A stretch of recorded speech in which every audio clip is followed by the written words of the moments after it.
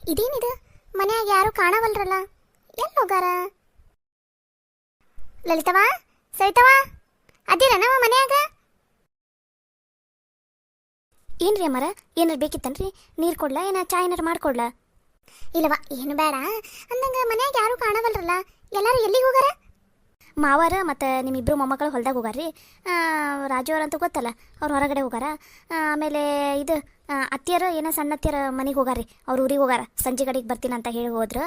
ಕವಿತಾ ಅವ್ರ ತವ್ರ ಮನೆಗೆ ಹೋಗಾಳ್ರಿ. ನಾ ಒಂದು ಸ್ವಲ್ಪ ನಮ್ಮ ಅಪ್ಪಗೇನು ಆರಾಮಿಲ್ಲ, ಅದಕ್ಕೆ ಹೋಗಿ ಮಾತಾಡ್ಸ್ಕೊಂಡು ಬರ್ತೀನಿ ಅಂತ ಹೇಳಿ, ಅವ್ರ ಅಪ್ಪಗೇನು ಆರಾಮಿಲ್ಲ ಅಂತ್ರಿ ಅದು ಅಮ್ಮರ, ಅದಕ್ಕೆ ಮಾತಾಡ್ಸ್ಕೊಂಡು ಸಂಜೆ ಅನ್ನಷ್ಟಿಗೆ ಬರ್ತೀನಿ ಅಂತ ಹೇಳಿ ಹೋದ್ರಿ. ಮನೆಯಾಗಿರೋದು ನಾನು ಮತ್ತು ಲಲಿತಾ ಕಾಜಿಗುಂಡಿ ಮಾಡ್ಕೊತ ಕುಂತಿದ್ವಿ ರೀ ಆ ಕಡೆ ಬಾಕಲ್ದಾಗ ಗಾಳಿಗೆ.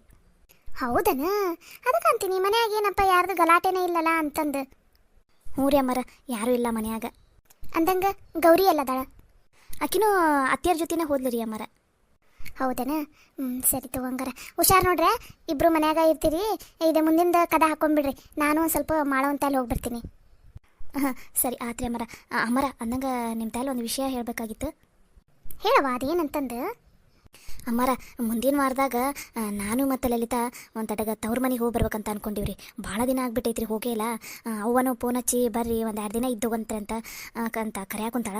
ಅದಕ್ಕೆ ಹೋಗ್ಬರಂದ್ರೆ ರೀ. ಮತ್ತು ಇನ್ನೊಂದು ವಾರ 2 ವಾರ ಬಿಟ್ಟು ಮತ್ತು ಶ್ರಾವಣಕ್ಕೆ ಮನೆ ಎಲ್ಲ ಸ್ವಚ್ಛ ಮಾಡೋದಿರ್ತೈತಲ್ರಿ, ಅವಾಗ ಆಗಂಗಿಲ್ಲ.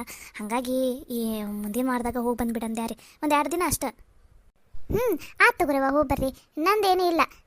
ನಿಮ್ಮ ಗಂಡಂದ್ರೆ ಕೇಳ್ರಿ, ಅವ್ರು ಹ್ಞೂ ಅಂದ್ರೆ ಹೋಗಿ ಬರ್ರಿ, ಯಾರು ಬೇಡ ಅಂತಾರ? ಹಾಂ ಸರಿ ಆತ್ರಿ ಅಮ್ಮರ.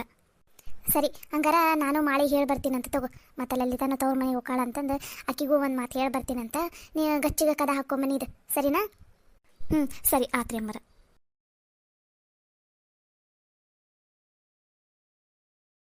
Daddy, daddy, daddy, mummy. ಅರೇ ಕವಿತಾ ಮಗಳ, ಈಗ ಬಂದೇನ? ಬಾರುವ ಕುತ್ಕೋ ಬಾ. ಏ ಗಂಗಾ, ಯಾರು ಬಂದಾರ ನೋಡಿಲ್ಲಿ? ಏನವ ಮಗಳ, ಮುಂಚೆನೆ ಬರ್ತೀನಿ ಅಂತಂದ ಒಂದು ಮಾತು ನನಗೆ ಫೋನ್ ಹಚ್ಚಕ್ ಬರಲ್ಲ. ಕಾರ ಕೊಟ್ಟು ಕಳಿಸ್ತಿದ್ದೆ, ಕಾರ್ನಾಗ ಆರಾಮ್ ಬರ್ತಿದ್ದಿಲ್ಲ. ಇಲ್ಲಿ ತಗೋ, ಒಟ್ನಲ್ಲಿ ಬಂದಿಯಲ್ಲ, ನಂಗಂತೂ ಭಾಳ ಖುಷಿ ಆಯ್ತು. ನಿಜ ಹೇಳ್ಬೇಕಂದ್ರ ನನಗೆ ನಿನ್ನನ್ನು ನೋಡ್ಬೇಕಂತ ಎಷ್ಟು ಆಸೆ ಆಗ್ಬಿಟ್ಟಿತ್ತವ. ನಾನ ಕರೆಸ್ಬೇಕು ಅಂತ ಅನ್ಕೊಂಡಿದ್ದೆ, ಅಷ್ಟ್ರಾಗ ನೀನ ಬಂದು ಚಲೋ ಮಾಡಿದಿ ನೋಡು. ಅರೇ ಕವಿತಾ, ಆರಾಮದಿಯಾ? ಅಯ್ಯೋ, ನೀ ಬರ್ತಿ ಅಂತ ನಂಗೇನಾರು ಮುಂಚೆ ಗೊತ್ತಾಗಿದ್ದಿದ್ರ ಅಯ್ಯೋ ಎಷ್ಟು ಥರ ಅಡಿಗೆ ಗಿಡಿ ಎಲ್ಲ ಮಾಡಿಸ್ತಿದ್ದೆಲ್ಲವಾ. ಗಾಡಿ ಕೊಟ್ಟು ಕಳಿಸ್ತಿತ್ತು. ನೀನು ಹೆಂಗೆ ಬಂದಿ ಅಲ್ಲಿಂದ? ನಾನು ನಿಮ್ಮ ಕೈಯಾಗ ಇಲ್ಲಿ ಉಪಚಾರ ಮಾಡಿಸ್ಕೊಳಕಂತ ಬಂದಿಲ್ಲ, ನನ್ನ ಪ್ರಶ್ನೆಗೆ ನೀವು ಉತ್ತರ ಕೊಡಬೇಕು, ಅದಕ್ಕೋಸ್ಕರ ಬಂದಿದ್ದು ನಾನು. ಏನಾತವ ಮಗಳ, ನೀ ಯಾಕೆ ಇಷ್ಟೊಂದು ಸಿಟ್ನಂಗೆ ಮಾತಾಡಕ್ ಕುಂತಿದಿ? ನೀವಿಬ್ಬರು ಸೇರಿ ನನ್ನ ಜೀವನನ ಹಾಳು ಮಾಡಿಬಿಟ್ರಿ. ನನಗೆ ಜೀವನದಾಗ ನಾನು ಯಾವ ಥರ ಇರಬಾರ್ದಂತ ಅಂದ್ಕೊಂಡಿದ್ದೆ, ಅದೇ ಥರ ಜೀವನ ನಡ್ಸಂಗೆ ಮಾಡಿಬಿಟ್ರಿ. ನನಗಂತೂ ಎಷ್ಟು ಸಿಟ್ಟು ಬರಾಕುಂತೈತಂದರೆ ನಿಮ್ಮಿಬ್ಬರ ಮೇಲೂ. ನನಗೆ ಇವತ್ತು 2ರಲ್ಲೂ ಒಂದು ತೀರ್ಮಾನ ಆಗಲೇಬೇಕು. ಇಲ್ಲ ಅಂದ್ರೆ ಇನ್ಮೇಲೆ ನಾನು ಈ ಮನೆಗೆ ನಾನು ಹೆಜ್ಜೆ ಕೂಡ ಇಡಂಗಿಲ್ಲ, ನೆನ್ಪಿಟ್ಕೋರಿ. ಯಾಕೆ ಕವಿತಾ ಹಿಂಗೆ ಮಾತಾಡಕ್ ಕುಂತಿದಿ? ಏನಾಯ್ತು ಈಗ? ಏನಾಯ್ತಾ? ಎಂಥ ಮನೆಗೆ ನನ್ನನ್ನು ಮಾಡಿಕೊಟ್ಟಿರಿ ಅಂತಂದ್ರೆ, ಗಂಡ ಅನ್ನೋನಿಗೆ ಒಂದು ನೌಕರಿ ಇಲ್ಲ, ಗಂಡನಿಗೆ ನೌಕರಿ ಇಲ್ಲ, ಅದಕ್ಕೆ ಮನ್ಯಾಗ ಒಂದು ಬಿಡಿ ಕಾಸು ಬೆಲೆ ಇಲ್ಲ, ನಮಗೆ ಒಂದು ಚೂರು ಕಿಮ್ಮತ್ತಿಲ್ಲ, ಗೊತ್ತಾ? ನಿನಗೆ ಗೊತ್ತಾ ಡ್ಯಾಡಿ, ನಾನು ನಿನ್ನೆ ಹೊಲಕ್ಕೆ ಹೋಗಿ ಬಂದೀನಿ. ನನ್ನ ಲೈಫಲ್ಲೇ ನಾನು ಹೊಲಕ್ಕೆ ಹೋಗಿಲ್ಲಾಗಿದ್ದೆ, ಗೊತ್ತಾ? ನಿನ್ನೆ ನಾನು ಹೊಲಕ್ಕೆ ಹೋಗಿ ಇಡೀ ದಿನ ಹೊಲದಾಗ ಕೆಲಸ ಮಾಡಿ ಬಂದೀನಿ. ಇಂಥ ಜೀವನ ನನಗೆ ಬೇಕಿತ್ತ? ಇಂಥ ಜೀವನ ನನಗೆ ಕೊಡೋಕ್ಕಿಂತ ಸುಮ್ಮನೆ ಒಂದು ತೊಟ್ಟು ವಿಷ ಕೊಟ್ಟಿದ್ದಿದ್ರೆ ಸುಮ್ಮನೆ ಕುಡ್ದು ಅವತ್ತು ನೆಗೆದು ಬಿದ್ದು ಹೋಗಿದ್ದೆ ನಾನು. ಕವಿತಾ, ಏನ್ ಹೇಳಾಕುಂತಿದಿ ನೀನು?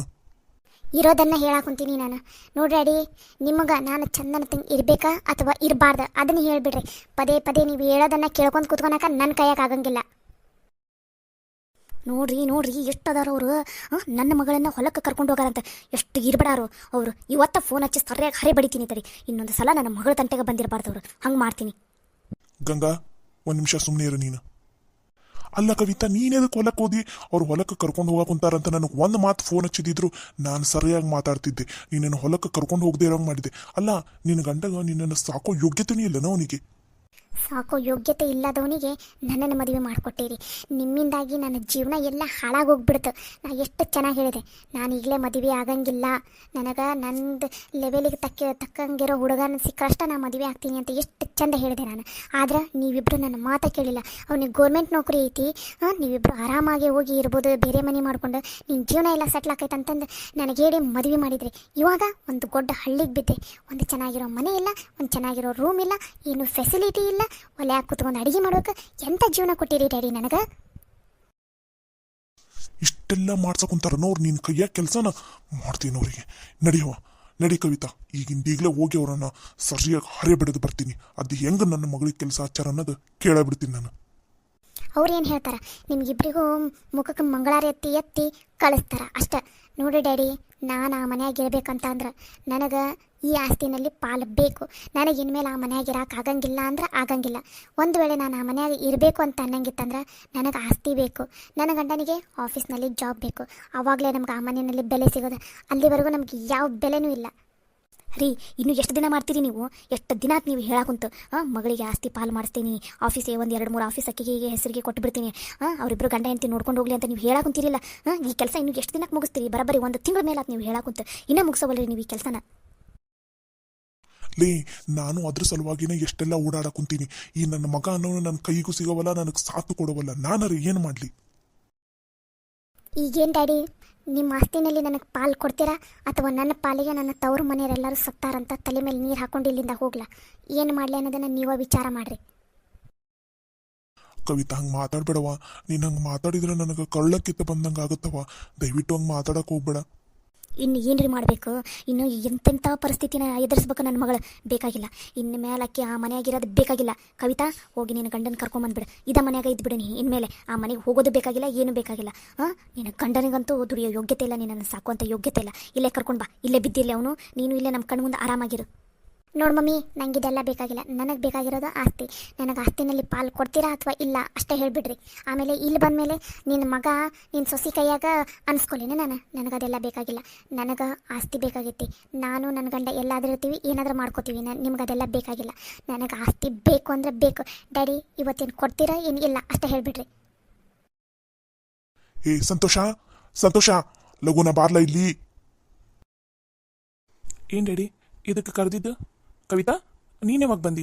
ಆರಾಮದಿಯಾ? ಕವಿತಾ, ಆರಾಮದಿಯಾ? ನನ್ನ ಆರಾಮ್ ಕಟ್ಕೊಂತ ನಿಮಗೇನಾಗೋದು ಬಿದ್ದಾಗೈತಿ? ನೀವು ಆರಾಮಾಗದಿರಲ್ಲ, ಅಷ್ಟು ಸಾಕು ನಿಮಗೆ. ಸರ್ಕೊಲೆ ಇತ್ತಾಗ. ಲೋ ಸಂತ್ಯ, ನಾನು ನಿನಗೆ ಏನಂತ ಹೇಳಿದ್ದೆ? ನನ್ನ ಮಗಳ ಹೆಸರಿಗೆ 2 ಆಫೀಸನ್ನು ಬರೀ ಅಂತ ಅಂದಿದ್ದೇ ಇಲ್ಲ. ಅವರಿಬ್ಬರಿಗೂ 2 ಆಫೀಸ್ನಲ್ಲಿ ಕೆಲಸ ಕೊಡು ಅಂತ ಹೇಳಿದ್ದಿಲ್ಲ. ಅದ್ರ ಬಗ್ಗೆ ಏನಾಯ್ತು? ಇನ್ನು ಎಷ್ಟು ದಿನ ಬೇಕು ನಿನಗೆ ಟೈಮು? ಅಲ್ಲೋ, ನಿಮ್ಮ ತಂಗಿ ಹೋಗಿ ಆ ಹಳ್ಳಿಯಾಗ ಯಾವುದೋ ಒಂದು ದೊಡ್ಡ ಹಳ್ಳಿಯಾಗ ಬಿದ್ದಾಳ. ಅಲ್ಲಿ ನೋಡಿದ್ರೆ ಏನೋ ಒಂದು ವ್ಯವಸ್ಥೆ ಇಲ್ಲ, ಏನಿಲ್ಲ. ಆಕಿನ ಚಂದನ ತಂಗ ನೋಡ್ಕೊಳಕ್ಕೆ ಅವ್ನ ಗಂಡನ ಕೈಯಾಗ ಆಗವಲ್ದು. ಅದಕ್ಕೆ ಅವರಿಬ್ಬರಿಗೂ ನಮ್ದು ಹೆಂಗೋ 3-4 ಆಫೀಸ್ ಅದಾವಿಲ್ಲ, ಅದ್ರಾಗ 2 ಆಫೀಸನ್ನು ಅವರ ನೋಡ್ಕೋತಾರ. ಆ ಬಿಸ್ನೆಸ್ ಎಲ್ಲ ಅವರ ನೋಡ್ಕೊಂಡು ಹೋಗ್ತಾರ ಅಂತ. ಅವರಿಗೆ 2 ಬಿಸ್ನೆಸ್ ಬಿಟ್ಕೊಡು ಅಂತ ಹೇಳಿದ್ದಿಲ್ಲ. ಎಷ್ಟು ದಿನ ಬೇಕಲ್ಲ ಏನೋ ನಿನಗೆ ಅದನ್ನು ಬಿಟ್ಕೊಡಕ್ಕೆ? ನೋಡು ಮಮ್ಮಿ, ಡ್ಯಾಡಿ, ಇವಾಗ ಸದ್ಯಕ್ಕೆ ಅದು ಯಾವುದೂ ಆಗಂಗಿಲ್ಲ. ಇವಾಗ ಬಿಸ್ನೆಸ್ ಎಲ್ಲನೂ ಎಷ್ಟು ಕಷ್ಟಪಟ್ಟು ಬೆಳೆಸೈತಂತಂದ್ರೆ, ಈಗ ಮೊದಲ ಇದು ವಾರ ಅದೆಲ್ಲ ನಡೆಯೋದ್ರಿಂದ ಬಿಸ್ನೆಸ್ ಎಲ್ಲ ಡೌನ್ ಆಗಿಬಿಟ್ಟೈತಿ. ಈಗ ಅದನ್ನು ಹೆಂಗೆ ನಡ್ಸ್ಕೊಂಡು ಹೊಂಟಿವಂತ ಅನ್ನೋದು ನಮ್ಮಿಬ್ರು ಗಂಡ ಹೆಂಡತಿಗೆ ಗೊತ್ತು. ಈಗೇನಾದರೂ ನಾವು ಬಿಸ್ನೆಸ್ಸನ್ನು ಇವರಿಬ್ರಿಗೂ ಕೊಟ್ವಿ ಅಂದ್ರೆ ಏನಿಲ್ಲ, 1 ತಿಂಗಳದಾಗ ಬಿಸ್ನೆಸ್ಸನ್ನು ತೀರಾ ಪಾತಾಳಕ್ಕೆ ತಂದು ಬಿಟ್ಟು ಬಿಡ್ತಾರೆ ಇವರು ಅಷ್ಟ. ಅದಕ್ಕೆ ನಾನಿವಾಗ ಯಾವುದೇ ಬಿಸ್ನೆಸ್ಸನ್ನು ಯಾರಿಗೂ ಬಿಟ್ಕೊಡ್ತಾ ಇಲ್ಲ. ಏನು ಬೋಗಳ ಕುಂತಿಲ್ಲೋ ನೀನು? ನೋಡ್ರಿ ಮಾವರ, ನೀವು ನಮ್ಮ ಮದುವೆಗಿಂತ ಮುಂಚೆ ನಿಮ್ಮ ಮಗನ ಜೊತೆ ಹೆಂಗೆ ಮಾತಾಡ್ತಿದ್ರೋ ಅದು ನನಗೆ ಗೊತ್ತಿಲ್ಲ. ಇವಾಗ ಅವ್ರಿಗೆ ಮದುವೆ ಆಗೈತಿ, ನಾನು ಅವ್ರ ಹೆಂಡತಿ, ಅವ್ರ ಪಕ್ಕನೇ ಇರೋ ಮುಂದೆ ನೀವು ಅವ್ರ ಜೊತೆ ಈ ಥರ ಮಾತಾಡೋದು ನನಗೆ ಸರಿ ಅನ್ನಿಸ್ತಾ ಇಲ್ಲ. ದಯವಿಟ್ಟು ಸ್ವಲ್ಪ ರೆಸ್ಪೆಕ್ಟ್ ಕೊಟ್ಟು ಮಾತಾಡ್ರಿ. ಅವರಿಬ್ರು ತಂದಿ ಮಗ ಏನಾರು ಯಾಕೆ ಮಾತಾಡ್ಕೋತಾರೆ? ನಡಕ್ಕೆ ನೀನು ಎದಕ್ಕೆ ಬಂದಿದ್ದಿ? ಅತ್ತೆ, ಅವರು ತಂದಿ ಮಗನ ನಾನೇನಿಲ್ಲ ಅಂತ ಹೇಳಕ್ಕಂತಿಲ್ಲ. ಹಂಗೆ ಅವರು ನನ್ನ ಗಂಡನೂ ಅದಾರ. ನನ್ನ ಗಂಡನಿಗೆ ಬಾಯಿಗೆ ಬಂದಂಗೆ ಬೈದ್ರೆ ನಾನು ಸುಮ್ಮನೆ ಇರೋದಿಲ್ಲ. ಲೋ, ಆ ಬಿಸ್ನೆಸ್ಸನ್ನು ಮುಂಚೆಯಿಂದನೂ ನೀನೇನು ಬೆಳೆಸ್ಕೊಂತ ಬಂದಿಲ್ಲ. ಅದನ್ನು ಹುಟ್ಟಿಸಿದ್ದು ನಾನು, ಇಲ್ಲಿ ತನಕ ತಂದಿದ್ದು ನಾನು. ಈಗ ನೋಡ್ಕೊಂಡು ಹೊಂಟಿರಿ ನೀವಿಬ್ರು ಗಂಡ ಹೆಂಡತಿ.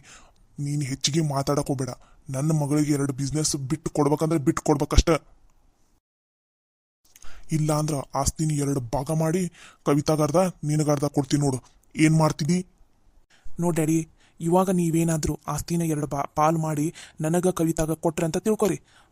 ಏನಿಲ್ಲ, ಅವರಿಬ್ರು ಗಂಡ ಹೆಂಡತಿ 1 ವರ್ಷ ಸಾಕು, 1 ವರ್ಷ ಬೇಡ, 6 ತಿಂಗಳು ಸಾಕು. ಅಷ್ಟು ಆಸ್ತಿನ ಶಿಸ್ತು ತಿಂದು ಕುಂತು ಖಾಲಿ ಮಾಡಿ ಮತ್ತೆ ಬೀದಿಗೆ ಬಂದ್ಬಿಡ್ತಾರೆ. ಅದಕ್ಕೆ ನಾನು ಮಾತ್ರ ಯಾವುದೇ ಕಾರಣಕ್ಕೂ ಈ ಆಸ್ತಿನಲ್ಲಿ ಕವಿತಾಗ ಈಗ ಯಾವುದೇ ಕಾರಣಕ್ಕೂ ನಾನು ಪಾಲು ಕೊಡಂಗಿಲ್ಲ. ಯಾಕಂದ್ರೆ ಇವಾಗ ಸದ್ಯಕ್ಕೆ ಆಸ್ತಿದ ಎಲ್ಲ ಹಕ್ಕು ಅಧಿಕಾರ ಇವಾಗ ನನ್ನ ಕೈನಲ್ಲಿ ಐತಿ. ಇಷ್ಟು ದಿನ ನೀವಿಬ್ರು ಮಾಡಿರೋ ತಪ್ಪನ್ನ ನಾನು ಇನ್ಮೇಲೆ ಮಾಡಂಗಿಲ್ಲ. ಆಕೆಗೆ ಜವಾಬ್ದಾರಿ ಬರಲಿ, ಗಂಡ ಹೆಂಡತಿ ಇಬ್ಬರಿಗೂ ಜವಾಬ್ದಾರಿ ಬರಬೇಕಲ್ಲ. ಅವ್ರಿಗೆ ಜವಾಬ್ದಾರಿ ಜವಾಬ್ದಾರಿ ಇಲ್ಲ, ಏನಿಲ್ಲ. ಇವಾಗಲೇ ಅವ್ರ ಕೈಯಾಗ ಆಸ್ತಿ ಕೊಡ್ತಂದ್ರೆ ಏನು ಸರಿ ಅನ್ಸುತ್ತೆ ಡ್ಯಾಡಿ? ಮಂಗನ ಕೈಯಲ್ಲಿ ಮಾಣಿಕ್ಯ ಕೊಟ್ಟಂಗಾಗತ್ತ. ಏ ಆಕಿ ನನ್ನ ಮಗಳದಾಳ, ಆಕಿಗೆ ಎಲ್ಲಾ ಜವಾಬ್ದಾರಿನೂ ನಿಭಾಯಿಸ್ಕೊಂಡು ಹೋಗೋದು ಚಂದನ ತಂಗ್ ಗೊತ್ತೈತಿ. ಅದನ್ನ ನಿನ್ನಿಂದ ಕಲಿಯಂತ ಅವಶ್ಯಕತೆ ಆಕಿಗೆ ಬಿದ್ದಿಲ್ಲ. ಸುಮ್ಮನೆ ಬಾಯಿ ಮುಚ್ಚುವಂದ ನಾನು ಹೇಳೋದಷ್ಟು ಮಾಡು.